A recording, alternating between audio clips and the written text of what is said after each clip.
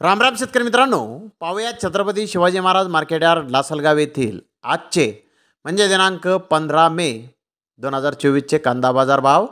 चला तर मित्रांनो, जाणून घेऊयात लासलगाव येथे आज कांदा भावाची आवकेची परिस्थिती नेमकी कशी आहे. मित्रांनो, लासलगाव येथे आज 50 वाहनांची आवक ही आत्तापर्यंत दाखल झालेली आहे. उन्हाळी कांद्याचे सरासरी बाजारभाव लासलगाव येथे 1500 रुपयापासून 1600 रुपये क्विंटलपर्यंत सरासरी उन्हाळी कांदे लासलगाव येथे विकत आहेत.